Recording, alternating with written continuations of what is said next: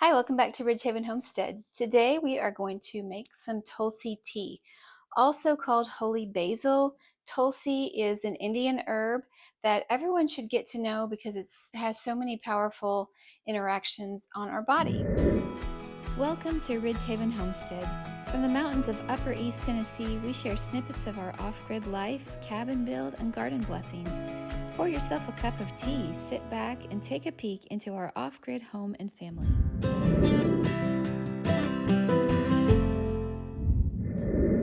Tulsi, or holy basil, is one of many different varieties of herbs that grow in India natively, and it's very aromatic. It's very easy to grow. We've grown it for many years, and for us, once we've grown it, it has always come back.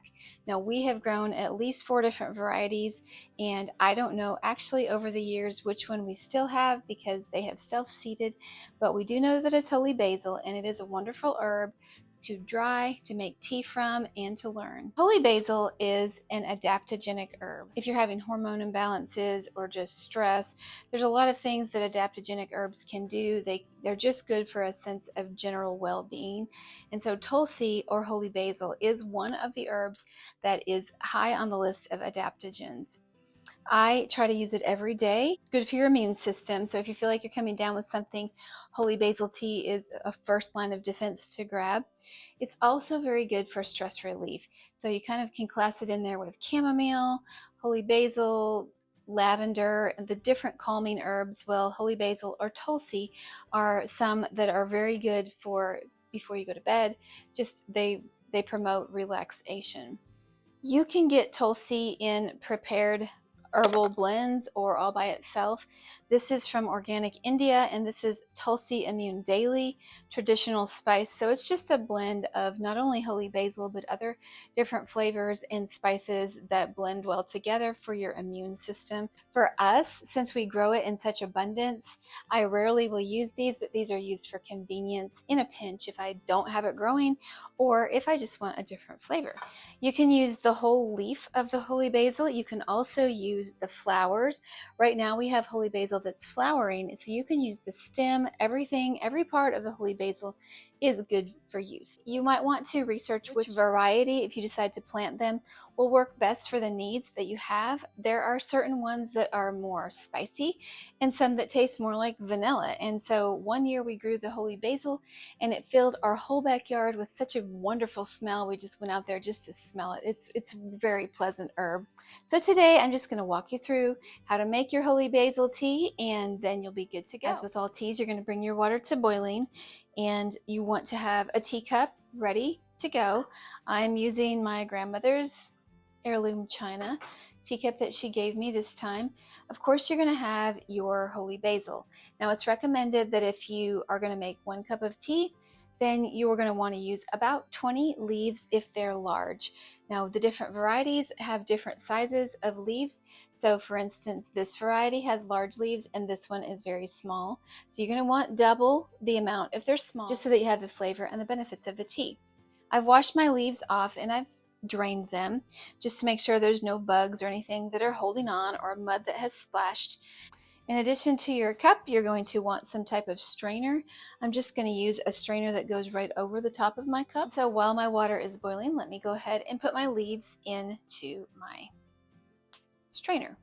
You can kind of eyeball it. You don't have to have exactly the right number of leaves, but if you keep it pretty close, then you're going to get those medicinal benefits that we all want from the holy basil. Now, I'm putting some of this larger leafed variety, but then I'm also going to add some of the smaller leafed variety. And if my memory serves me correctly, it's the smaller leaf that is more pungent and that's more spicy. So I'm just going to add the whole sprig on the top of mine. Sometimes I like to add them to this teapot if I'm going to make a little bit more than a cup. This has an infuser built in. Let me go ahead and add some to this infuser, and I will make some a single serving, and I will make some for later.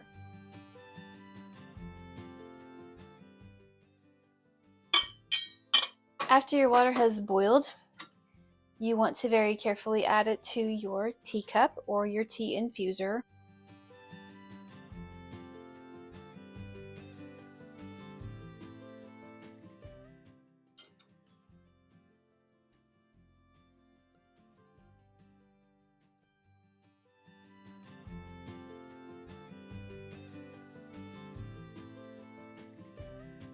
You're going to want to steep your holy basil tea for about 10 minutes.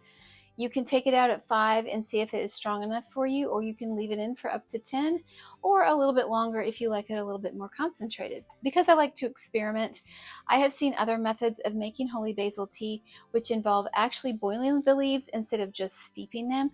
So I'm going to do a comparison. I have some going in my infuser. It needs a little bit more water. I have my teacup going. And now I have some water boiling in my pan. I'm going to add the leaves directly to this and boil it for 5 minutes, as they sometimes do in India.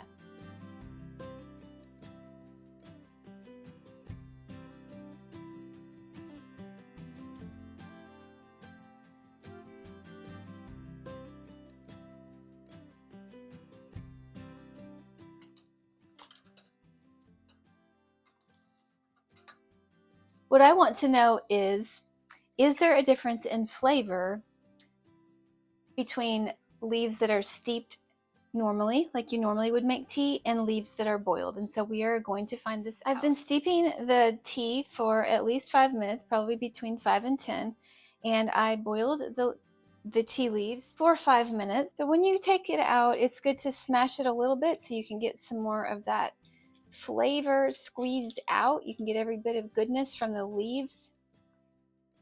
Now let's go ahead and do this one.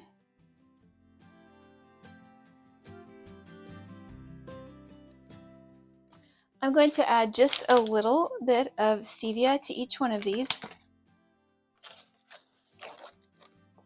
A little stevia goes a long way, so I'm just adding a wee little bit.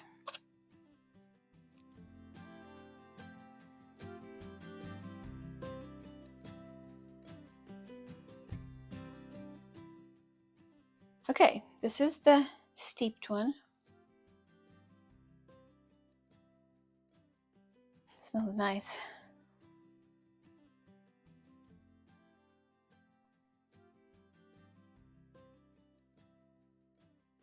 It's nice, it's fairly delicate.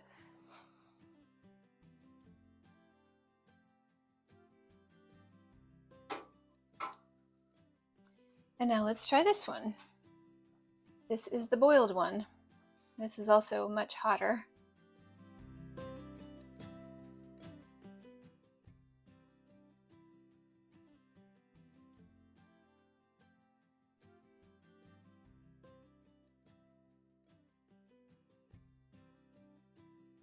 To me, they taste exactly the same.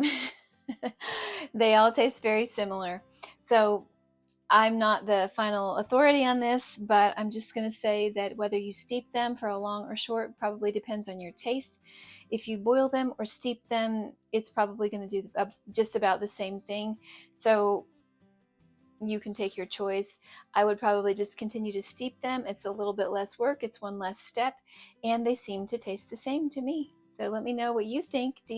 Have you made holy basil tea? Have you made Tulsi tea? And if so, have you steeped it or boiled it?